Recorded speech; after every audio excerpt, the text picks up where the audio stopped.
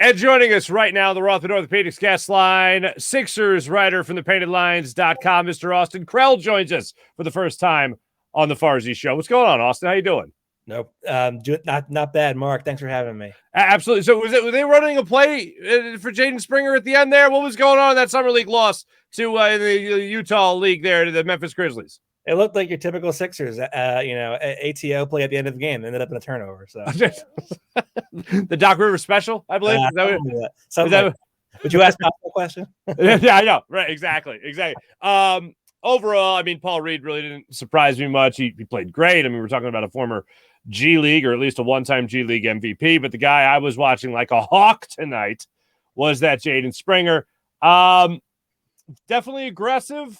Defense looked like it improved from the last time we had seen him, but I would characterize it in many situations as trying to do a little too much, and handle needs a great deal of improving. What did you take away from Jaden Springer tonight, or last night, rather?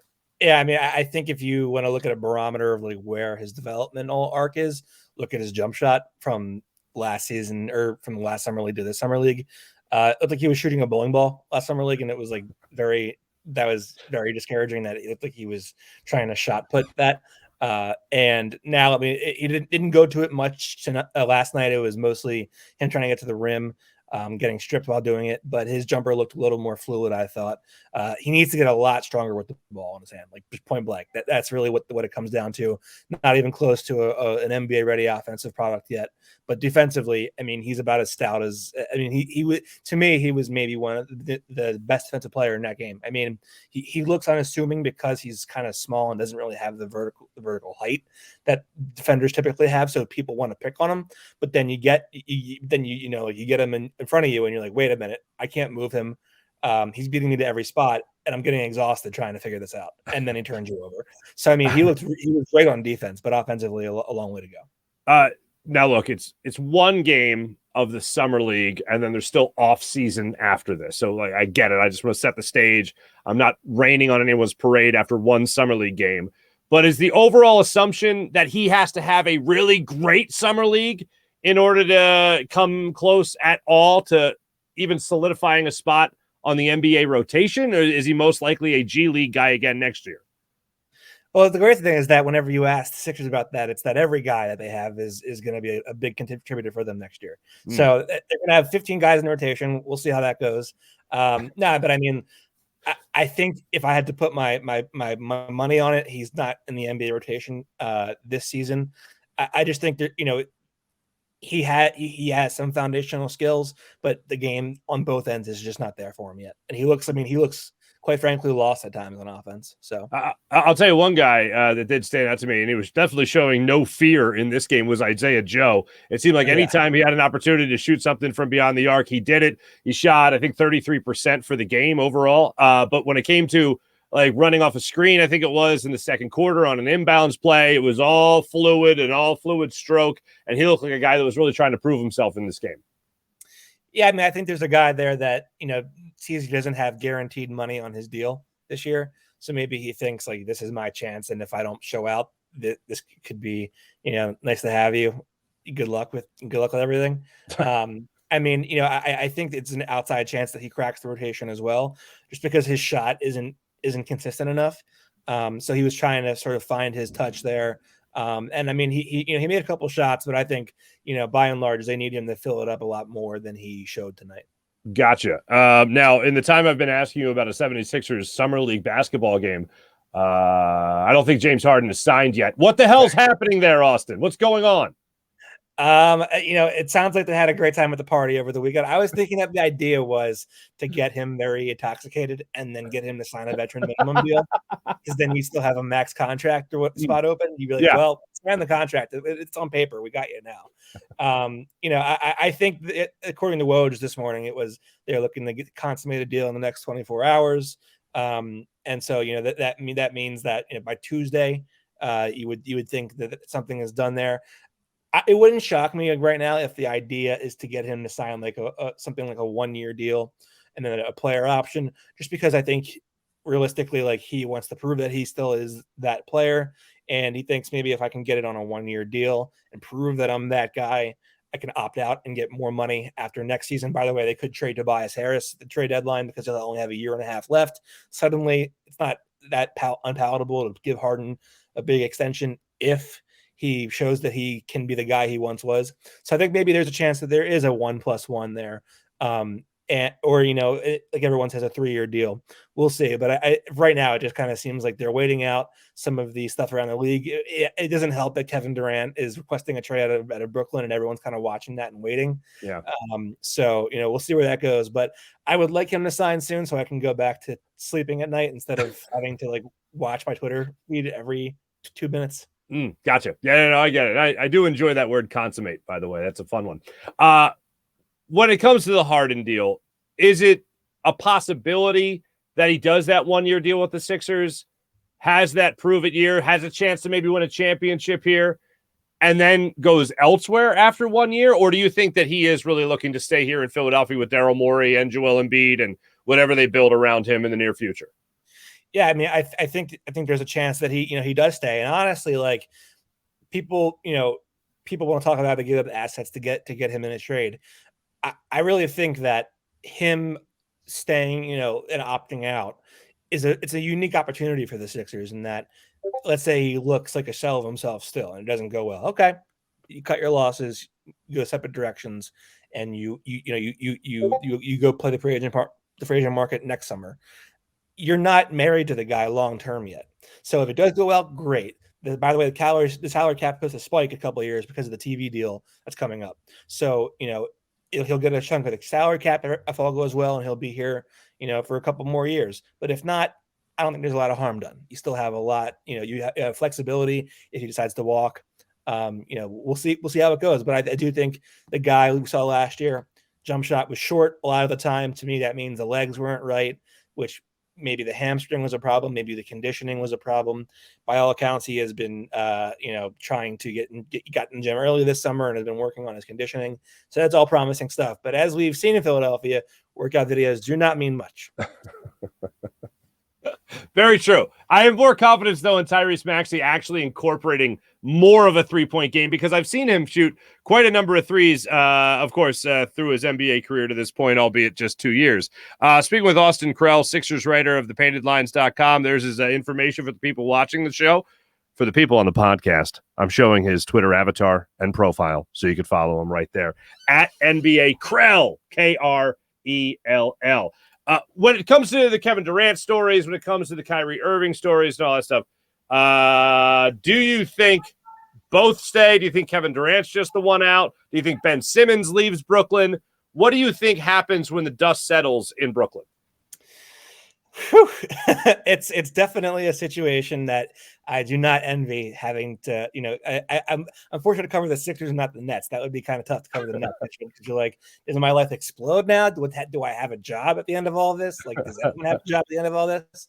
I think it's crazy because before Ben Simmons has even taken the floor for the Brooklyn Nets, this happens. This whole Kevin Durant thing transpires, and the two of the teams involved, Phoenix and Miami, ostensibly, they have Bam Adebayo, they have Tyler Hero, they have DeAndre Ayton. Well, DeAndre Ayton and Tyler Hero haven't even signed their rookie extensions yet.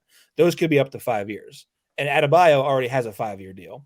So there are clauses in the CBA that say, hey, you can't have two guys on your roster that are your designated rookie extensions of 5 years acquired via trade. So if they do say finally, you know what, we've had enough of this mess, we'll take, we'll go to the Heat or we'll go to the Suns and say, we're willing to take this, this, and this. They got to trade Ben Simmons first. So right. This is a nightmare. This is night sweat central. I don't envy anyone in this position. But I mean, this is what you sign up for when you say, I'm going to take on Kyrie Irving, I'm going to take on Kevin Durant, and let them become, basically the brains and the play on the court, behind the team. It's a crazy situation for sure. Is it possible to trade Ben Simmons in that same deal that would bring Bam Adebayo possibly to Brooklyn, or does he have to be physically traded and not part of this trade? He could be a part of the deal. You could see something like Brian Windhorst says there a 3-team deal is a no-team deal. That, I mean, I think we see those often enough where it's like, I don't really understand what that talking point is. it would, it could be a trade that involves like 5 different teams. Who knows at this point? All I know is that is one heck of a transaction to conjure up, and that's going to be quite a storyline to watch. But it is very peak Ben Simmonsy to put his team in a conundrum like this before he even takes the floor. It's funny that in his time leaving Philadelphia to his time supposedly being about to play for the Nets have become the toxic bleep show of an environment, while the Sixers look like things are settling in nicely. Yeah. I mean, who would have thought 2 years ago, like, the Nets situation ends up like this? Like, I say this to my friends now. I'm like, when the Nets first formed themselves, and it was Kyrie, it was Kevin Durant, it was, before the Harden trade, you thought to yourself, the only thing that could maybe derail this team is like a global disaster, like a pandemic. And that's exactly what happened. It is crazy. I wouldn't rule out the possibility of them like trying to go for Donovan Mitchell, just because they don't have their own picks for however many years because of the Harden trade. So they're going to probably try to say like, hey, it's better for us to try to stay competitive in this time frame. We don't have picks, because then we're not kicking ourselves every draft when we don't have anybody to take, despite winning 20 games. So, I think they might try to go for that angle. It seems like Utah's getting ready to bite the bullet and rebuild. And maybe they can put a team together that's interesting with Mitchell and whomever else. Okay. All right. If you had to say, where does Durant end up? Phoenix seems like the place to be. I mean, okay. They have draft assets. They have Mikal Bridges. And generally speaking, your superstars have, they get where they want to go. So easy enough. When it comes, you said something earlier about possibly trading Tobias Harris at the trade deadline. One of the things my audience knows is that I don't want, look, if they present themselves, fine, but I'd rather the Sixers be able to start their season with the starting 5 they're going to have for their foreseeable future, at least for the rest of the year. And I'd rather that deadline deal be something that helps the glue and the chemistry on the bench or something like that, the guys to fill the voids that the team will still have. There is something that concerns me, being that we have heard Brett Brown talk about different rebuilds of this team throughout the course of a single season. We've heard Doc Rivers talk about only having, 21 games with James Harden after the trade to try to get everybody on the same page. It seems like that's becoming a bigger obstacle to try to get players on the same page come playoff time. And then the minute they get bounced out earlier than people anticipated, they say, oh, well, we didn't have a lot of time together. So am I just being paranoid because we've had misfortune recently, or can the Sixers rebuild themselves after a Tobias deadline move possibly in the upcoming season? Yeah, I think right now his role is so reduced to like just shooting off the catch and like quick decision making, as we've tried to get him to do for how long. And so I think in that role, it is easy to kind of pick up where he left off if he is dealt at the trade deadline. And I think a deal for Tobias Harris should be multiple role players that comprise up the money that he makes. Like if you go to, let's say for some reason Dallas were to be interested, right? Maybe that looks like Tim Hardaway Jr. and somebody else, guys that are quick triggers from beyond the arc and have some athleticism, what have you. But you shouldn't be trying to like just salary dump Tobias Harris. Oh, of course, yeah. Money. All right, good. No, I'm on the same page as you, and I think we're both on the same page as the Sixers, and that's a good page to be on as far as just not salary dumping to salary dump. Do you think Matisse Thybulle's played his last game as a 76er, or do you think they're going to bring him back for next year? I do. I think if they were taking truth serum, they would probably say we're trying to trade him.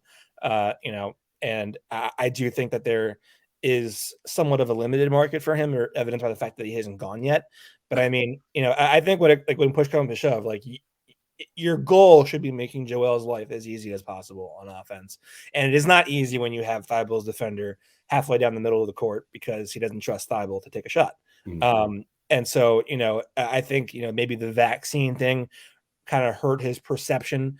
It definitely made him less confident because he couldn't find a rhythm in the Miami series after he missed half the Toronto series. So, I do think they'll try to move on from him. And, that could be part of an Eric Gordon trade like we've heard. But it really comes down to like where things go with the Durant thing. I think once the Durant thing comes to a head, or there's any kind of conclusion on a timeline for this summer, at least, we're going to see teams start making more deals, however small or large they may be. All right. What can we expect from Tyrese Maxey in terms of improvement? Obviously, from year 1 to year 2 is a giant leap. From year 2 to year 3, what do you expect to see from Tyrese Maxey? Usually, the sophomore year is the hardest year. When you have a big jump like that from a young player. Nothing he did last year made me believe there's any reason to doubt that he can take another jump. I mean, the dude shot plus 13% or 10% from three, a second year in the league. He was consistently taking over game in the second half and was putting on a show every night. If his work ethic is what he says it is and what what it looks like it is, there's no reason to put a cap on that guy. I mean, who's to say that if the Sixers aren't contending for a top 2 seed in the East, that he can't be an all-star? Okay. I'm all for that. So from what it sounds like, we'll look at Joel Embiid in a perfect world. Joel Embiid will average around 30 points a game. Again, no big deal. And then possibly have Maxey in here as a 22 to 25 point per game type of guy. Is that a possibility with James Harden being more of the point guard facilitator? Is that a possibility? Yeah, I mean, I don't think Maxey's a point guard. I mean, James Harden's the very clear point guard. Mm-hmm. And the more they can get out and run in transition, which they did more so towards the end of last season, and get out and run and gun, the better off they're going to be. And I mean, I think we saw defenses were, giving Harden his respect a lot of times, and that was leaving Tyrese open for threes. I mean, earlier in the season, he was sitting in the dunker spot trying to figure out where he's supposed to be. And this guy shouldn't be in the dunker spot. He should be outside the arc. And once he figured out that he could shoot the ball a little bit, it opened up everyone's eyes. And so, I mean, if he continues on that where he was the end of last season, I certainly think he's a guy that can break into the 20 point per game, plateau and really do some damage. I'm not going to ask you about the rest of the Eastern Conference, for instance, because there's a lot of things that could change, especially with Kevin Durant, as you alluded to earlier. But in terms of the Sixers team that ended the season last year after getting bounced out by the Heat, how much has this team now, as currently constructed, improved from what we saw last at the end of last season? I think they're very improved. I think people look at PJ Tucker's age and they think this guy is already 40. No, he has 3 years to get to 40. It doesn't happen in 1 year. He's got to be 37 first, and 38, and 39, of course. But I think with PJ Tucker, he addresses a need that they so desperately lacked, and they were so sorely short of last year. Having covered the Heat series, I remember thinking on a night-to-night basis, this guy is the second best player on the Miami Heat right now, and he was beating them he's beating the purportedly young Sixers to rebounds. He was creating extra possessions, diving for loose balls.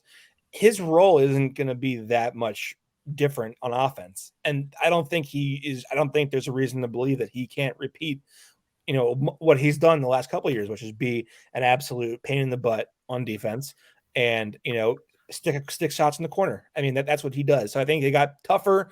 D'Anthony Melton adds athleticism. Daniel House is a 3-and-D wing who is fit well next to James Harden.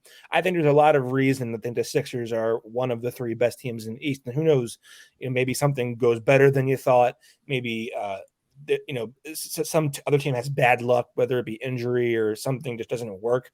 They could be right in the mix for a top 2 seed in the East. I think they're surpassed the Heat, and I would certainly put them in the top 3 in the East for sure. Fantastic. Austin Krell, thepaintedlines.com. Make sure you guys are following him on Twitter right there. You can see him at NBA Krell. Make sure you look him up. Make sure you follow him. Really enjoyed the conversation, Austin. Much appreciated. And always good chopping it up with you there on social media as well. No problem. Thanks for having me. Absolutely. Austin Krell joining us on the Rothman Orthopaedics guest line.